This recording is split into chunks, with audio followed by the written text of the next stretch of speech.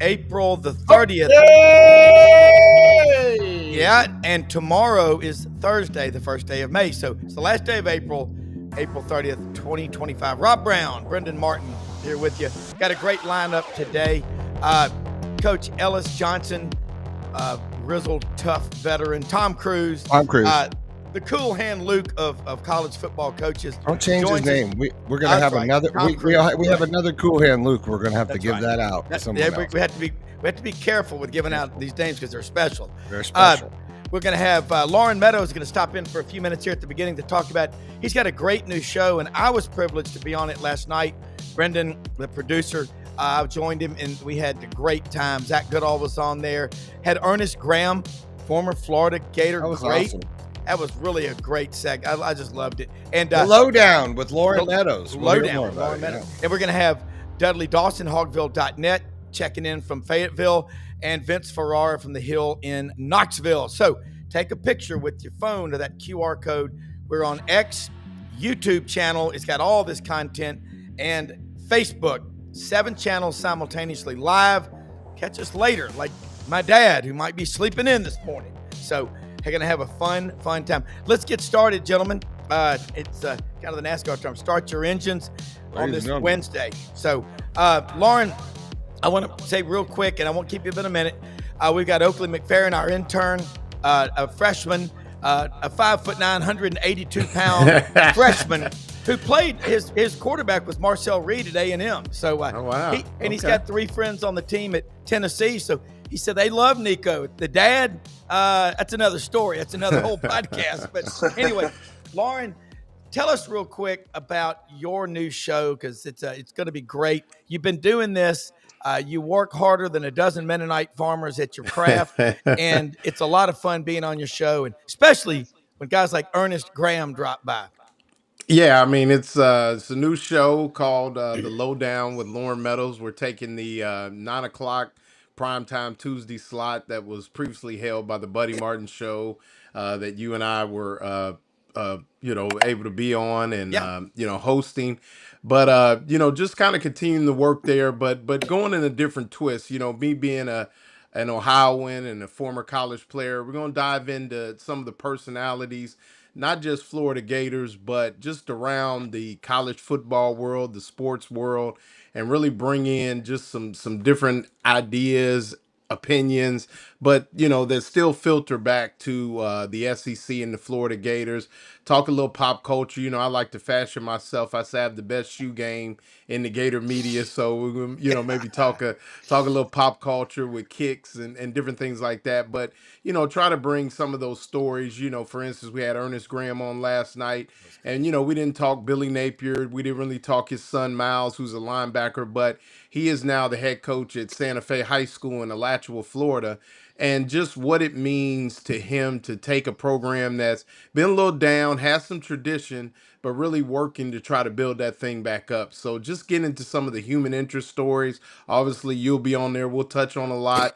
A lot of things will be going on, but just want to bring just not necessarily to say different that, what we had on the Buddy Martin show, but just continue the work that we're doing, expand the brand that we have with SEC Sidelines, GatorbaitMedia.com and others, and just continue to grow. And, from time to time, we may have a SEC Sidelines, the Lowdown with Lauren Meadows pop-up show or something jumps off. You know how we do. So just continue to bring that to you. But it's going to be some different attitudes and some X's and O's and different things like that as the season gets going. Maybe break down a play or two that we may see going forward. But, the new college football game comes out in July, so we'll be jumping all over that. So just a lot of different things, but continuing to do what we do and just bringing a different, fresh perspective every Tuesday at 9 o'clock. Well, you'll definitely get that when you got Coach Johnson, if he's ever on, or Oakley, the intern, because he understands all that culture. He's 18. He's about to finish up his freshman year. Might be on the dean's list. Very proud of him. Studies make men wise, athletics make men strong, and character makes men great. He is a perfect example of it. But Lauren, look, I will tell you, this what we always do on this show. We try to get out of the comfort zone, ask some good questions. But remember, like you said, every one of these players that comes outside that locker room, and Oakley, you see it when at Auburn. You know these kids that are playing. We're kidding around, going, "Do they even go to class anymore?" But they really do, don't they? Yeah, I mean, especially from personal experience at Auburn, they're really on top of it. They have guys FaceTime them every time they're in class to make sure they're there. And at Auburn, they have a system where everybody on the team can see each other's grades, so the older guys can kind of get on the young guys. That's kind of scary. So yeah, God. But it that makes sure would be everyone's on top of their scary. schoolwork. Yeah. Well, look, I agree with that. Well, Lauren, look, man, it's Tuesday nights, 9 p.m. Eastern. Yep. And we're gonna be talking, whatever you set. You set the menu. I just come there for the ride, but I'm looking forward to doing it, and we'll get you back on again here the next few days where you can come on longer. But absolutely, look, I just think it's fantastic, and hard work comes to those who work their tails off, and you've done that. So we'll definitely, well, I mean, we'll be talking everything. You name it, Florida sports. If it jumps out there, softball, be big, baseball, women's basketball, obviously football. But we're gonna have and you'll love this, Rob. We're gonna have a segment. We're gonna take a couple subjects and we're gonna call it hype or have at it, which means that is it hype or is it something we're gonna get into with have at it? So that'll be something we'll jump into, and that'll spur a lot of discussion, maybe get us in trouble a little bit, but hey, that's what we're here for. Hey, so thanks a lot for having me, Brendan. And tell them how they can follow you on social media and everything. You can follow me on Instagram at Ohio Gator 4, the number 4 life, and then on X it'll be Real Ohio Gator on X. So you'll see reels and segments. So kind of go from there. So playing on my I'm a proud Ohioan. I'm not gonna say I'm a proud Buckeye, but I'm definitely a Gator. So there you go. There you go. We're glad to have you. Thanks so much. All right, thanks. Hit that like and subscribe. Hit that QR code. Appreciate you guys having me. Thank you. You bet. Always. Coach, like I said, Oakley is a freshman. Your daughter just graduated from Auburn. He is just starting the journey down there. And, Oakley coach was there for a couple of years when we played for the national championship against Florida State. So, Coach, let's get started.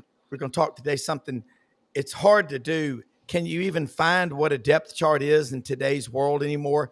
What's it like for the coaches right now? Spring games have wrapped up.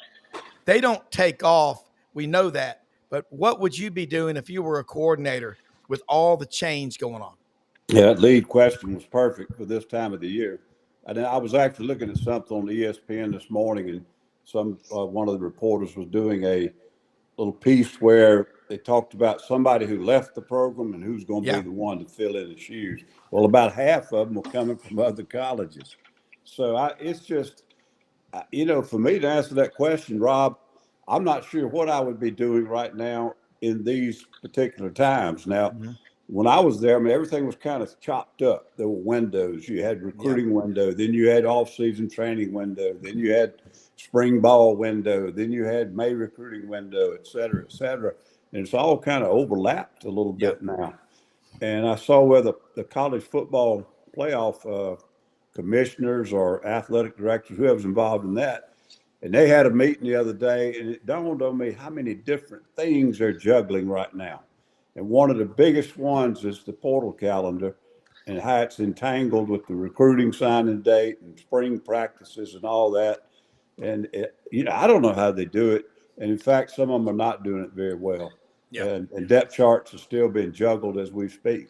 So it's just a sign of the times. I don't know how coaches ever control it completely anymore, because as of right now, the players have all the marbles. Yeah.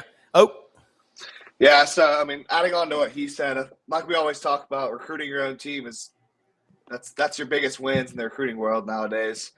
And I think you really have to get, as a coach, you have to get your players to buy into the process from a young age. Hey, you may not start your freshman, even sophomore year, but for example, a guy like Quinnen Williams started 1 year, redshirt sophomore year, 3rd overall pick. So you kind of have to get your guys to buy into the program. Yeah.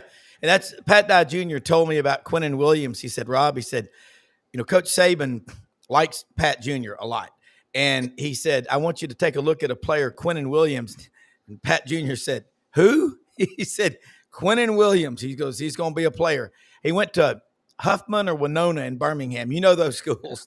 They put out a lot of players. Not Woodlawn. That's put out more than anybody. But, Coach, the possibility of a guy hiding in the weeds for 2 years like Quinnen did at Alabama, how likely is that to happen today? Great point. You know, it Oakley. happens sometime. This makes me flash back to the player, and I'm going to have a problem pulling up his name quick enough, but he played outside linebacker at Auburn, and he wasn't one of the top names at that time. Then he ended up playing for the Steelers for many years and was a sack leader in the NFL. You're talking about Kevin Green, walk-on from Anniston, Alabama. Green, even back in those days, perfect example. Yeah. And, I mean, when you play on football teams that are stacked with talent, that happens sometime. I mean, the pros will come in and evaluate them, and they'll be like, why hadn't you been playing this guy? Well, he's got Lawrence Taylor in front of him, and we weren't. But it's, Kevin Green is a great example of that. Yeah. Well, Oakley, you're being a Steelers Nation fan. I was in school when Kevin was at Auburn. He was 6'2", 183 pounds as a walk-on. And then he started eating right and hitting the weights. And oh my God, and he was a special player. Oakley, Steelers Nation. Yes, sir. Little before my time. A little before your time. But no, I think the thing, Oakley, when you look at players now, everybody's trying to say that no kid is going to stick around. Look, we hear this story about Texas. Is it 40 million now that we're hearing possibility for NIL, which is insane.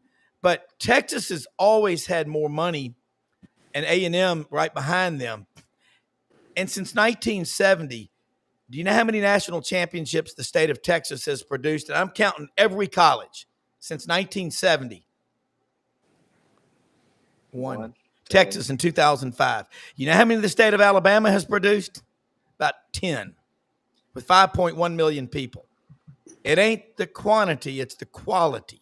Well, we saw that a few years ago with A&M putting the best class of all time, and one of them stayed. So yeah, it's not really, you got to get people that fit together. You have to have your recruiting class mesh together, and it's not just about getting the top guys, because a lot of times they're not really going to buy into each other and really become a team. That's a great point, Coach. Right now, there's a lot of people. There's a lot of anxiety, but I'm going to read again my fortune cookie from Panda Garden Monday night. Optimists believe we live in the best of times, and pessimists fear this is true. That Panda Garden on Summer Avenue, I recommend it. Yeah, it is. To me, it's a very chaotic time. The thing about it is college football, sports in general, are so strong that it's kind of hard for anybody to tear them down. We may have liked it the way it was in the 70s, or we may have liked it the way it was in the 90s, or we might like it the way it is now. Yeah. My only problem with it all is I think they're damaging a decade of players, and the results are not going to show up until about 10 years from now. Now, I'm not talking about all of them, but there are a lot of kids who are jumping in portals and never finding anything else. A lot of kids are transferred 3 times, 4 times. They're phony degrees at schools, and a lot of these kids are not going to class. And that may be at Auburn, but there are a lot of them taking online courses and never even see the campus. Yeah. And they take their courses, they go to the facility, and vice versa. And it's just, I think right now it's an environment that's not going to bode well for the majority of the athletes that are going through there. You're not going to read about anybody but the big timers. Yeah. And it's just not, nobody's going to read it, so nobody's going to write it. Yeah. But if they talked about the other 70% of them that are not being picked up in these portals and given more money and all the Lamborghini stories and all that, there are a ton of them out there who are left wandering around, and they end up in 10 years, somebody else paying their way to get up and make a living. Oakley, I agree with what Coach just said. You didn't switch high schools. You stayed at NBA the whole time. You're very close with your high school teammates, aren't you? Yes, sir. Yeah, that's the main thing about building a team is if you have a lot of transfers, you don't go to class every day together. You don't go to practice for 4 years together. There's no really team chemistry there. You're not playing for each other, and that's the main thing. Once you get guys that love each other and are playing for each other, I mean, you'll beat talent with that. Oakley, again, Wilson, Max, they're a little bit older than you, but my two boys, but they stay the full 60 at the games. And I know this is one thing that really grates on my nerves. Students leaving the game early. I don't care what the score is. Tommy Agee, famous Auburn player, one of my favorites when I was there, said, if you're going to play Auburn, by God, he said it a little bit more colorful than that. He said, you're going to get down in the dirt and go a full 60. That means the fans got to stay the full 60. Yeah. I know that's your attitude because you're as hardcore as it gets. Yeah, I mean, if you're showing up to the game, I'm not a fan of people leaving early, and sometimes people leave early when it's a blowout. And I'm like, you're not rewarding our team for blowing the other team out. There you go. So, I mean, I'm there that. for the full 60 regardless. There you go, Coach. Again, you got young kids. They have that. You've got one. He's got one in coaching who's a GA at Murray State, and Oakley.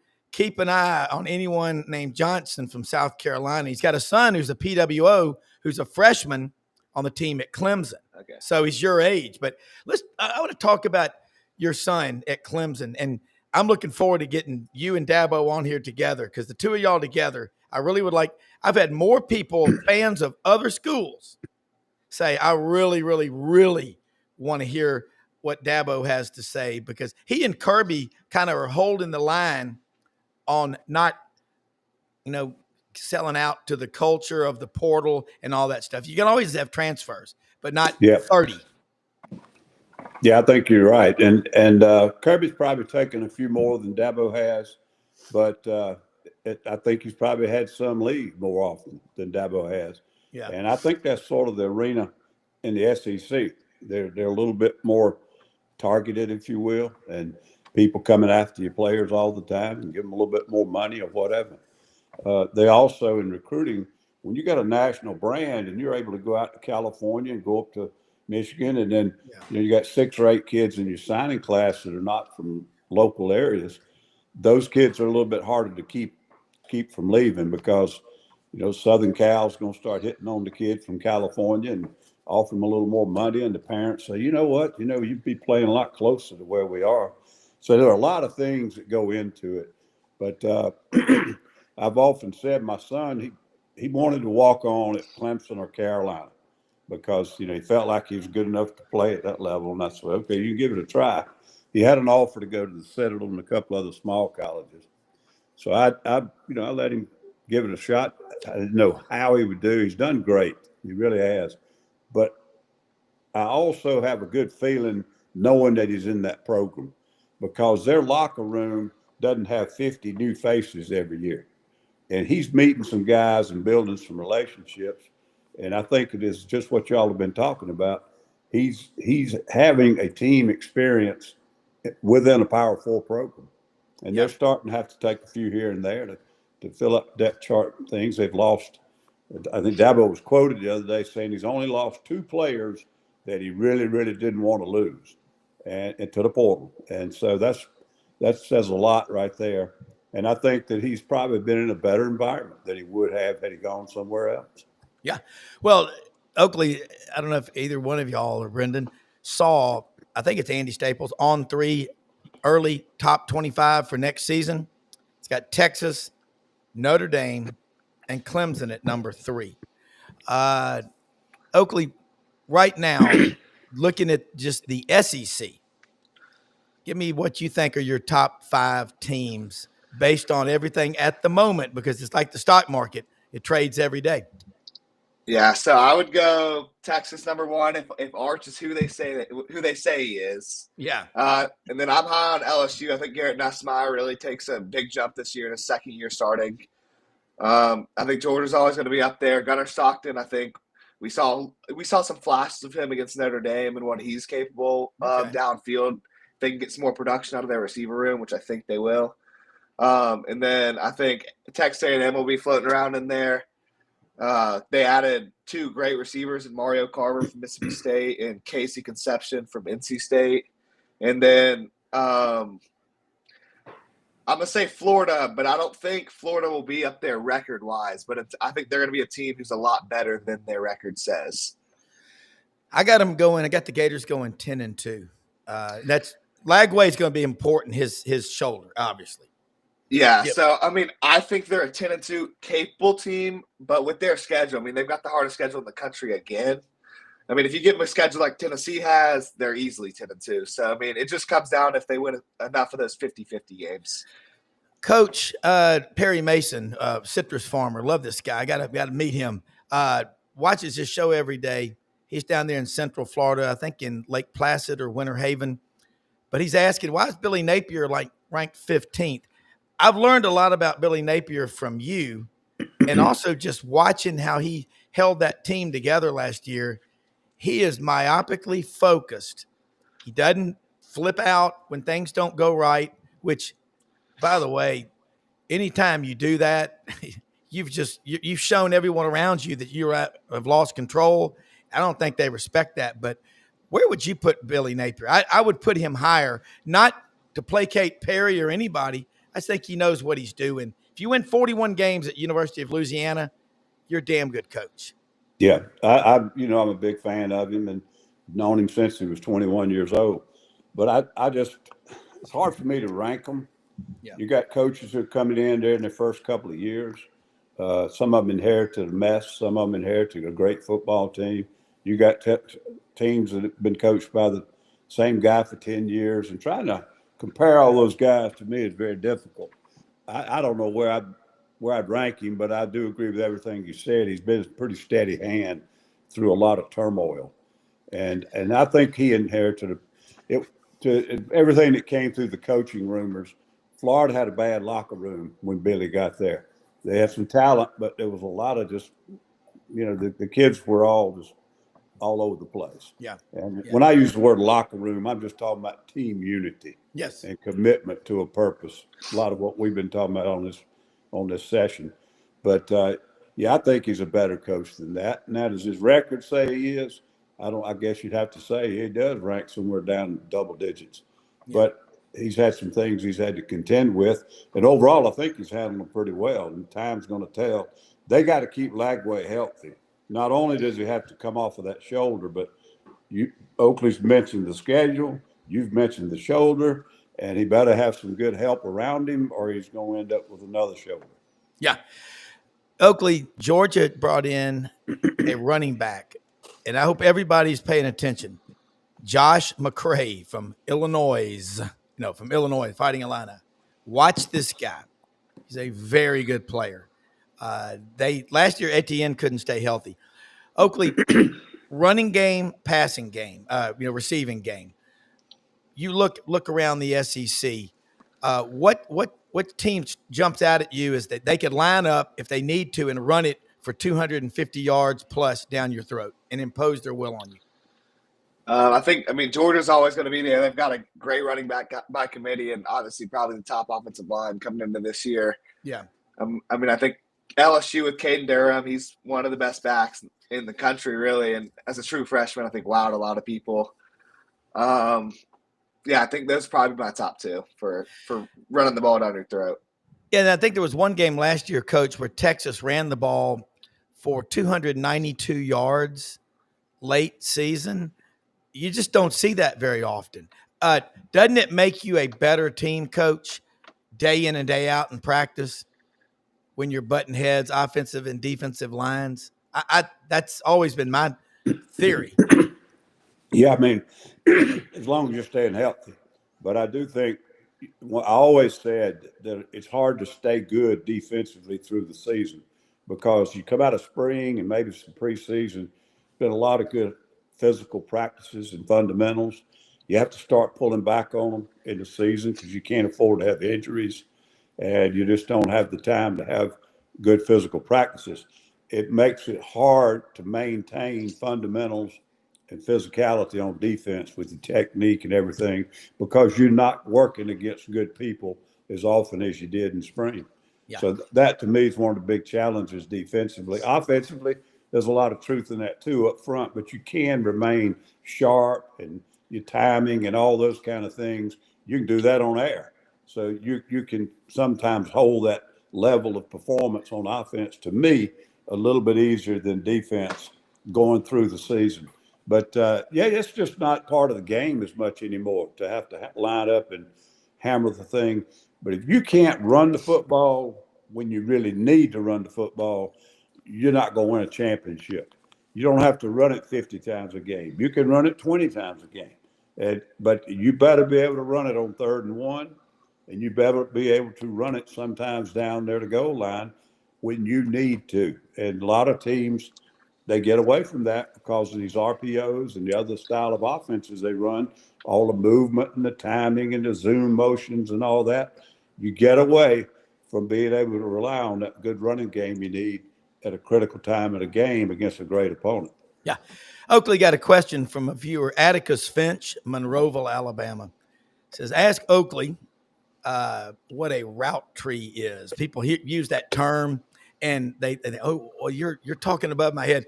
Route tree. It's fairly simple, but as a wide receiver, all metro there in Davidson County, you don't hear that term used much anymore, do you? Yeah, I mean, we've kind of gotten away from it a little, like just your basic slants, out goes, posts, whatever it may be. But yeah, with all the RPO systems, you've got a lot of those quick little extension of the run game. So you don't really have, especially in college football at least, you don't have as many really receivers that have developed a full route tree, which I think hurts a lot of guys from maybe an Ole Miss or a Tennessee going into the NFL. But yeah, full route trees kind of died away a little bit with the RPO being such a big part of the game in some offenses.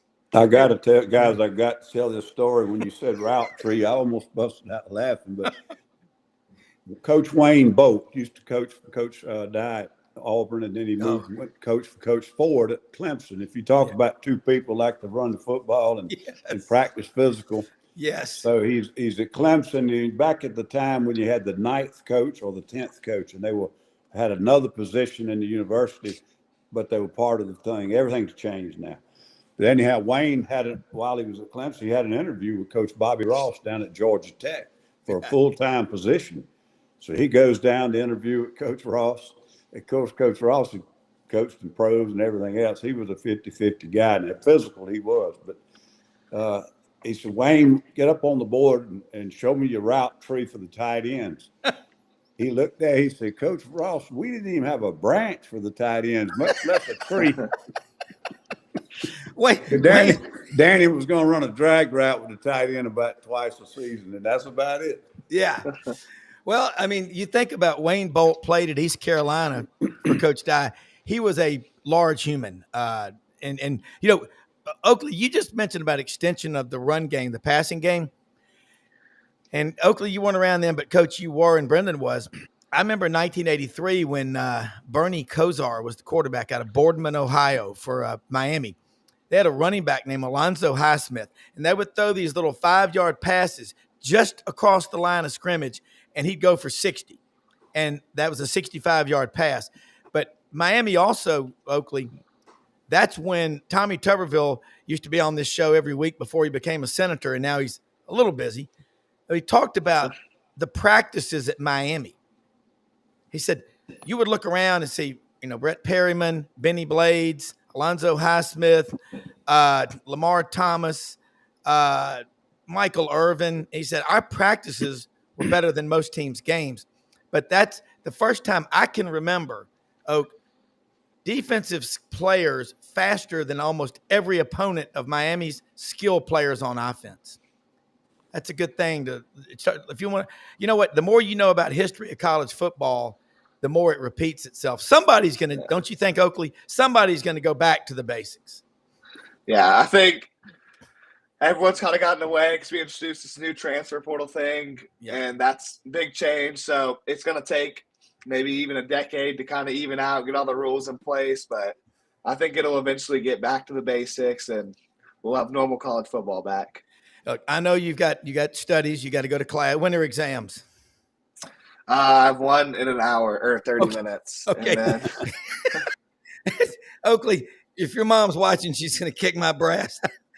You got to get to class. But look, we'll be doing it next week. Hopefully you can stay longer I don't know if you're in summer school or not, but you go to class in person. You're not an online guy. But I'm not.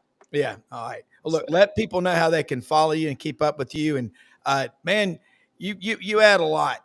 You got very good insight, and you're an old soul in a lot of ways because you understand about running and route trees and stuff and how we've gotten away from it. But again, somebody's going to go back to it. Yes, sir. Thank you so much. You can follow me at Oakley.McFerrin on any platform. So there we go. All right. Good luck making A, okay? Hey, I love that. Let's bring in Dudley Dawson. Before we do, I want to say something about one of our sponsors, Winter Timber Outdoors, located in Athens, Alabama. Coach, they are growing in the footprint of the Southeastern Conference. They've got a store, a big one, 13,000 square feet, under construction on University Drive in Auburn, Alabama. They're looking to grow in Gainesville, Fayetteville, Athens, all these SEC towns, all your outdoor sports, hunting, fishing. They got all the gear, firearms, everything that you need. But get you some snake boots right now when you're out and about in your yard, doing yard work on the farm, snake boots. It's turkey season. Slate calls, box calls, diaphragm calls, turkey loads from Migra. Got everything that you need. Great gear, Sitka, Duck Camp, Dixie Decoys, St. Nick's Knives. They've got a lot to offer at Winter Timber Outdoors in Athens, Alabama. They're open every single day of the week. On this Wednesday, April 30th, let's bring in from Fayetteville, Springdale, up in the northwest corner, Dudley Dawson, hogville.net. Coach, that's Dudley's backyard there. I think he's at Pebble Beach today. Coach Ellis Johnson's on with us today. Normally comes on Mondays. Had a meeting that he had to go to, but said, look, come on with us on Wednesday. And Vince Ferrara should join us in a minute, Coach, from Knoxville. Dudley, we've been talking a lot about college football, all the stuff happening right now. Tell us what is happening up in Fayetteville. Madden Iamaliava, he's going to be up for a Darwin Award. He goes to a state with a 13.25% personal income tax plus other taxes, and he could have stayed in Fayetteville. What's the situation like right now? And are they going to pursue him for what might be breach of contract? I don't know. You know better than me. Well, that's the third thing I'm going to talk about. The other two will be real quick. The first one was the route tree. We had a running back in Newport who ran for 2,500 yards every year. His name was Billy Warren. Ended up coming to the University of Arkansas, having a knee injury. Didn't work out for him. But our route tree was they would fake the ball to him and throw it to me. Led our team with 6 receptions our senior year. Wow. That's how much we ran the ball. He and I once combined for 362 yards in one game. He rushed for 356. I caught the one pass for 6 yards. I love that. Yeah. That being said, I want to move on. Coach Johnson, it's great to see you. I know your time here with us was brief, but I've always respected what you did on the field and as a man, and just it's good to be with you. Well, fun to hear. One of the most fun things coming on Rob's show is I meet so many different personalities and then reunite with some from 20 years ago, 30 years ago. So it's been a lot of fun for me. As far as Madden, I think that we're going to see how it plays itself out. Arkansas has hired one of the best lawyers around in Tom Morris. He's done a lot of things with sports, and he's going to do his best to try to recoup the $200,000 that Madden got, already before he went to UCLA. Whether that's going to, whether they're going to get it back or, we'll see. I'm sure some court somewhere will have some ruling and yada, yada, yada, and it'll go on forever. But as I think I said last week, the key here was maybe the publicity that Hunter Yurchek got from saying, I've told the edge, the arm of the NIL arm, that it's okay to go after him and get that money back. And whether they get it back or not, that played well with the fans, because there's, we all love sports. Many of us have gotten disenchanted with what it's become with NIL, transfer portal, and all that. But I think the thing that you want to see happen is you want it to be fair. You want the kids to get money. But man, this thing ain't going right like they thought it would. And name, image, and likeness, it's just a payout. It is. And Tom Mars, Jackie Sherrill's talked about him many times on the show in Little Rock, one of the most, per square foot, one of the most influential cities. By the way, I was down in Helena, down in the Delta Friday with Jim McClellan and Mickey Miller and a bunch of the guys that you met up in Fayetteville back in October at Jim's house. And we went to Delta Dirt, by the way, a distillery owned by a guy named Harvey Williams. They've got a new brand. It's called Arkansas Brown, 106 proof. Check it out, folks. Delta Dirt. This stuff, even MJ said that stuff is stout. But that's fall off the porch stuff. Yeah, that is 106 proof, and it comes in a beautiful bottle, I might add. But they use sweet potatoes. But Dudley, hiring Tom Mars, I don't think the rest of the country, and Coach, you probably know who he is. He was the big guy that allowed, I think, the portal to happen, didn't he? Mm-hmm. One of the most influential. It's interesting. He was the guy who led the push for the players to get paid. And now he's leading the push for them to make them give the money back. Hiring him to go after Madden Iamaleava is like hiring the 3rd Ranger Battalion to go collect unpaid parking tickets. Yeah, and you may pay him $400,000 to get that $200,000. That's right. Back, but it's the same. I mean, it's just the point. Yeah, it's the point. I was going to say, it may not be cost effective, but I hope, I don't mean anything toward the kid, but I hope he can win the thing, because somebody's got to set a precedent and get this stuff kind of under control. Yeah, and as I've said all along, some of these kids are getting older. We got 24-year-olds playing in college and all that, but it's the adults that have screwed this thing up, not the kids.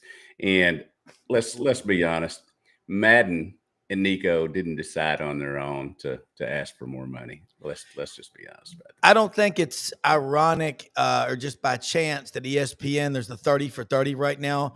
Polynesian Culture, Play to Win, is on every night on my streaming TV. Everybody that you talk to they all like Nico. I don't know what they say about Madden, but Tennessee people do. Wasn't here long enough for us to know. Yeah. It's like Buddy Martin said when one of the Florida coaches left after year 1 with Billy Napier. He said, I would say we're going to miss you, but I never met you. Well, at one moment I thought, Arkansas did its spring practice very early, and I thought, well, will he be able to go through UCLA spring practice? And then I realized that you actually have to finish the semester here before you can go and be eligible at the next place. They still have a couple of rules regarding academics here. Man, I mean, I'm sure he's real popular in Fayetteville. So it'd be fun. Coach, looking at Arkansas, and here comes Vince Ferrara. By the way, Vince, I was looking yesterday at a lot of your work. I found a lot of stuff on YouTube. All of a sudden, it was you and Jimmy Himes and Josh Wardenall. Great work, folks. Watch these guys we bring on this show. Every one of them has so much that they bring to the table. You're just seeing the tip of the spear for what they have. But Vince, we got Coach Ellis Johnson on. Dudley's in his backyard there at Pebble Beach. Vince, we don't have any audio with you right now, so might want to see if we can do that. Say hello, Vince. Can you hear us? I can hear you. Oh, it's good. Okay, yeah, you sound great. I hadn't said anything yet, so that's probably why I had no idea. I wasn't muted. It's the I Hewlett muted Dunn myself. It's the Hewlett and Dunn coffee mug, man. But Coach Johnson, these two guys right here, dynamic duo. You got Tennessee and Arkansas. Of course, they can go in any direction, cover any sport. They are true grit journalists. Vince, we've been talking a lot about football, best teams. Dudley just mentioned Tom Mars, one of the most influential attorneys in America, based in Little Rock, going after Madden Iamaleava. Anything like that going on? I wonder if they've hired him. Hey, man, I might as well go after the brothers, keep it in the family. Is Tennessee going after Nico for anything, or did it all end well? I have not heard that or read any reports about that. My guess is they want to move on and move forward and flush that. The only thing really we've heard was Boo Carter, their really electric starting star DB that's going to play some offense this year. Super dynamic player. He talked to David Pascal, the Chattanooga Times Free Press. Yeah. And he said that, that Nico kind of, bailed on his brothers, to paraphrase, and was surprised by that. But he also said, look, he's forever a brother. He was part of our program, and he was great while he was here, all that kind of stuff. So, but he was surprised by that, and that's about the extent we've heard anything about the Nico situation. I know fans are ready to turn the page on it, and what I've said is, look, this wasn't a 2-week date. You got married and had kids together. Yeah. They're not leaving your life completely. Right. Oh, by the way, the comparisons are going to always be there with Aguilar or whoever is going to be the quarterback for Tennessee. And it's a national story. So everybody's going to be tracking and watching Nico. It's got so many NIL and big picture ramifications. The Nico topic is not going to go away, but I don't think it's being initiated by UT, not that I've heard to this point. That doesn't surprise me. Coach, you've watched Josh Heupel from afar over the years. I think his first 4 years at Tennessee, the numbers of interceptions for his quarterbacks are something like 4, 2, 3, 5. Yeah. 14 total. Yeah. 14 total. Mm-hmm. Coach, you're Josh Heupel right now. What Vince just alluded to, you just got to move on, but let the lawyers, if they're going to do something, keep that compartmentalized, correct? Absolutely. I mean, because you're going to end up, Lord, if you get a coach involved in that kind of thing, even in the press, yeah, you're a distraction to your own football team. Yeah. And there's a lot of hype, a lot of stuff now with this NIL and portal going crazy. You still have to keep your football team as much as you can in that cocoon. And it gets harder. It got harder with social media and other things before the NIL and portal ever came along. But that's probably one of the most difficult things about coaching is trying to keep the locker room and keep the outside forces from buzzing and distracting your football team. Of course, this one could be a major one, and you don't want the football coach involved in that. Yep, I agree with that. Dudley, Arkansas, one of the comments from one of our viewers that put on their Hogs just got Andy Jean, former Gator, very good wide receiver. The portal's over right now, but real quick. Is it? Every day I wake up and somebody's gotten fired, and there's 10 more days added to it. Yeah, I wanted to clarify my statement. Andy Jean did one of those Madden things where he went from Florida to Pittsburgh, then from Pittsburgh to Arkansas, and you can't transfer in conference, but you can go to a way station for 3 or 4 months and then come back to the conference. Yeah. Well, I saw something on a forum for AU Undercover last night about a guy named Jaden Muskrat from Tulsa, Oklahoma. Love that name. Had transferred from Tulsa to Auburn and said, well, he's really not a loss in the portal. And some guy said, why? He goes, well, he said he was retiring from football. Then he unretired and signed with another school. It's just getting better by the day. You couldn't find better comedy writers in Hollywood.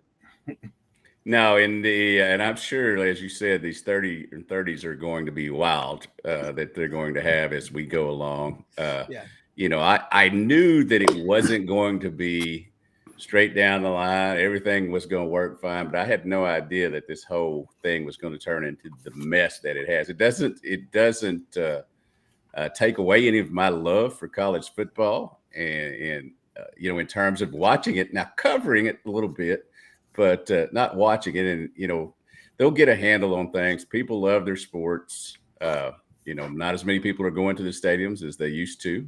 I guess the schools are going to have to keep finding ways to, get them in the stadium instead of sitting home with the smart TV and watching them. But yeah, attendance.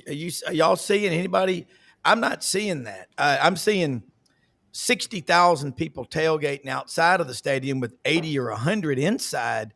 But that's where we better watch it, is the fans in the seats, guys, and have at it, everybody. That apathy is what'll kill you.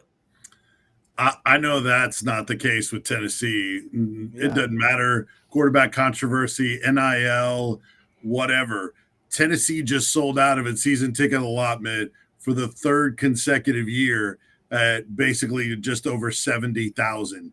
They have a 23,000 fan waiting list. And they had a renewal rate that is unheard of in college football, 97.8% renewal rate of season tickets. And last year it was, north of 80, maybe, close to 90. And this year they zoomed past that.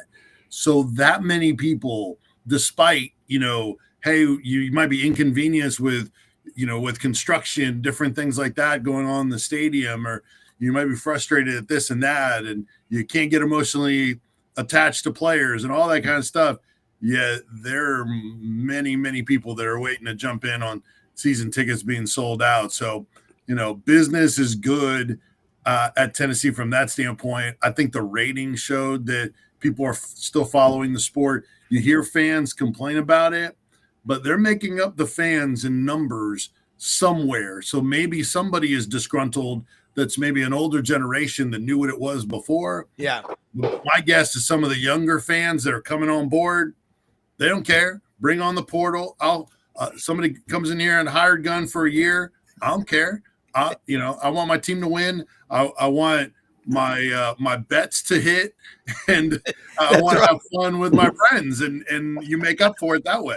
Yeah, and there's the one difference though. They're winning at his school in football, and they've been subpar here. And Arkansas, you've had a really good year, then an okay year, and then a bad year, and you wanted, many of them wanted to change the coach, so it's not as fervent as it used to be. Now baseball, you can't. You coming to see me in a couple of weeks, by the way, Vince? I will not be on that trip. Unfortunately, I don't go on the road, but Tennessee very used to going to Arkansas, and that's that will be a lot of fun. But yeah, I won't be there, unfortunately. Well, I think if Arkansas was winning at the pace Tennessee was, it would be the same thing. Arkansas has a fantastic fan base, as we know. It's the major school here in the state. A lot of love to Arkansas State and Little Rock, and some sports they're doing and all that.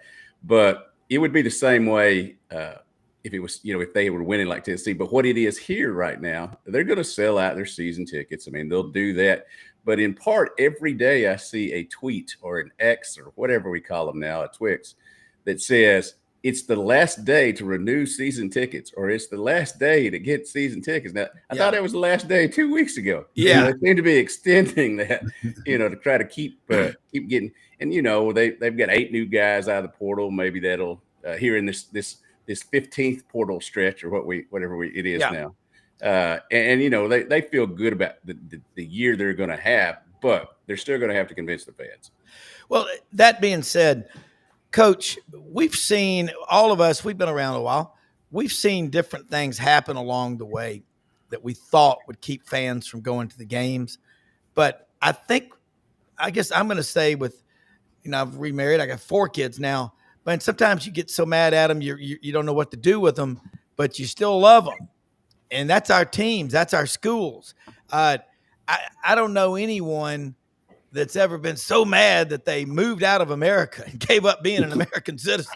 I mean, I don't know anyone who's not gotten mad at their team, but that means that you care, Coach. But now, having been a coach for a long time, and you've got a son in coaching at Murray State with Jody Wright, you've got a son on the football team at Clemson. How mad can you get to the point where it's just counterproductive?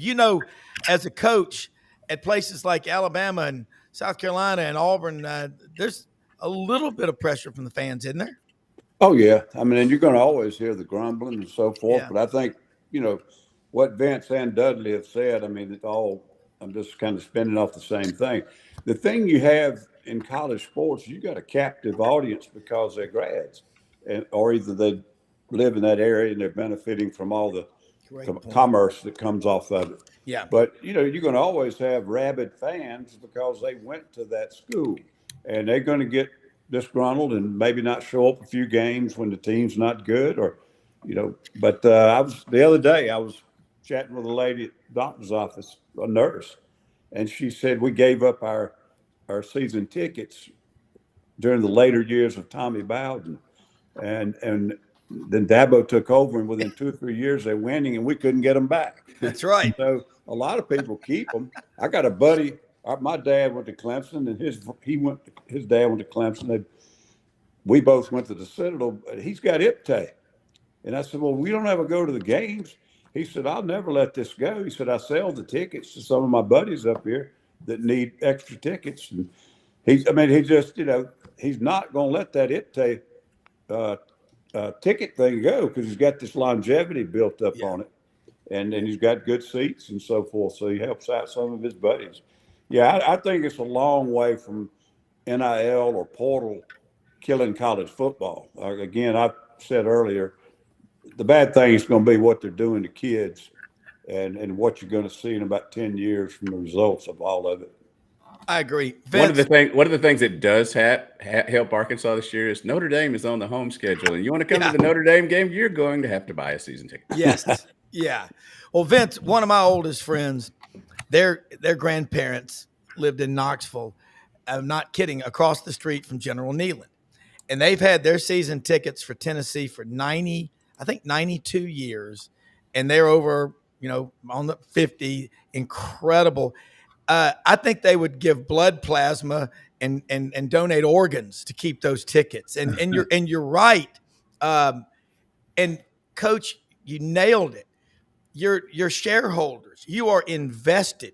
And I always tell people, once a coach has been at your school a while, and I got to say this completely transparent, I have never not loved a coach that has been at Auburn, and after he left, didn't want to have him back every time, except for Brian Harsin. Yeah, I was about to say. I remembered one. I have never seen a guy that went up to a major donor on the field at an Auburn game when they were recognizing the family before kickoff 3 years ago, and didn't even have the decency to go thank them for 45 years of mega generous donations.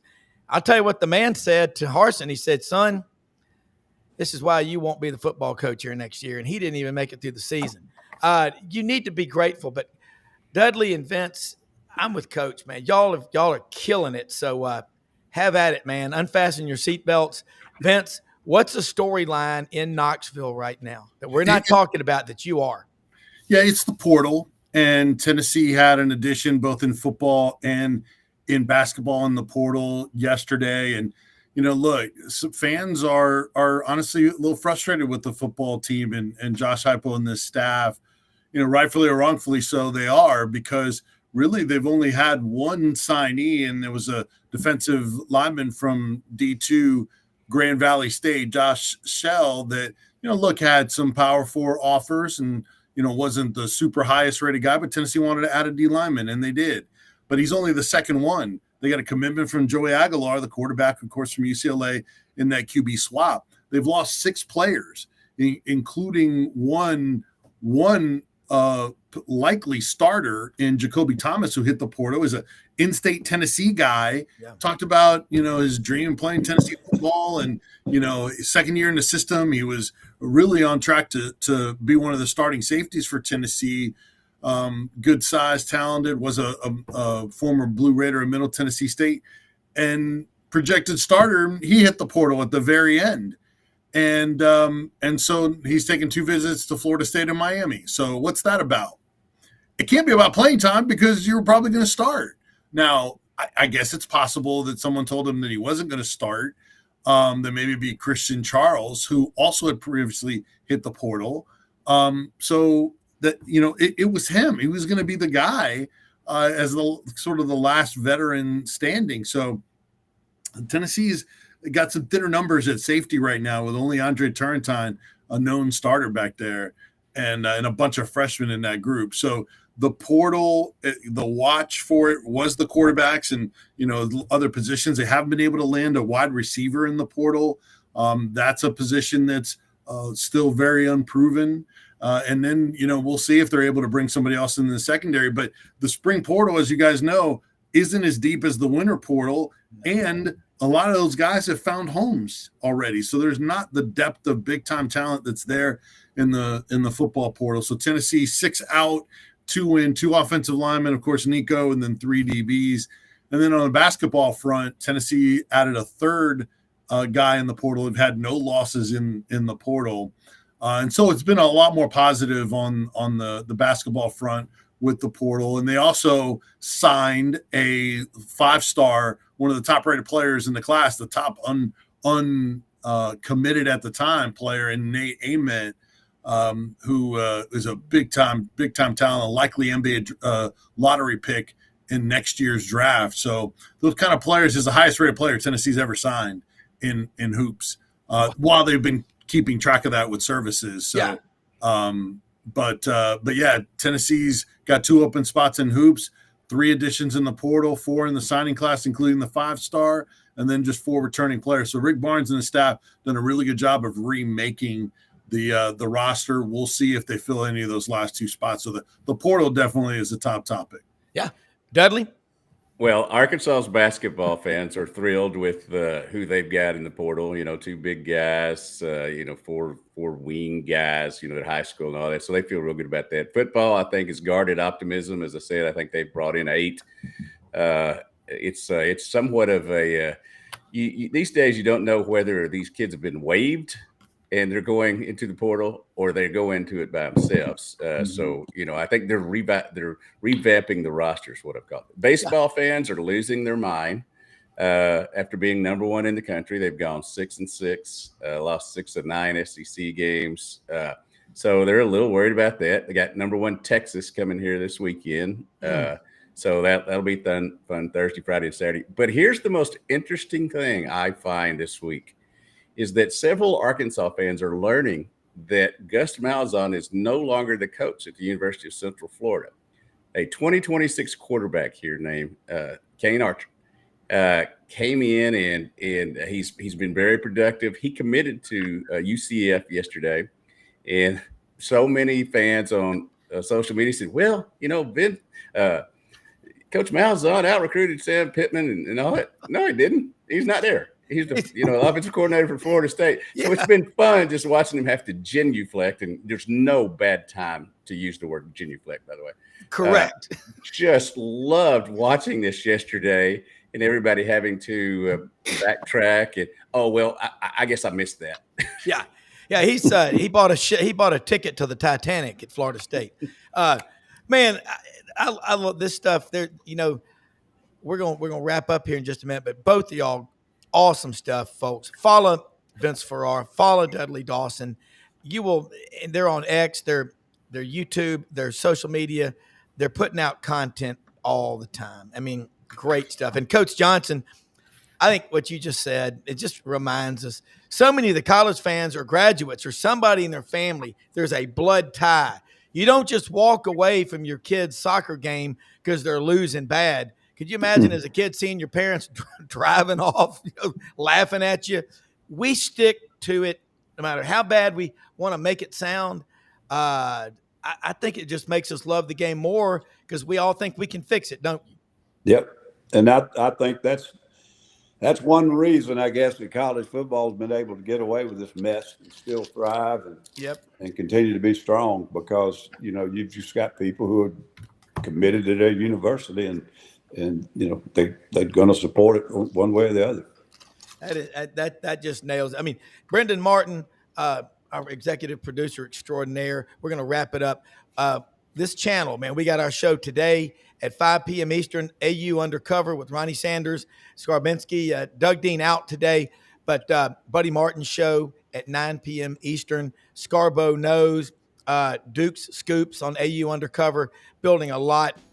Brendan, cannot thank you enough for all your unbelievable what you do. But most often we see the face of Christ released among us, the blessed people, the greatest country in the history of the world. Have a great day, everybody. Thanks for watching. See y'all tomorrow. Appreciate it.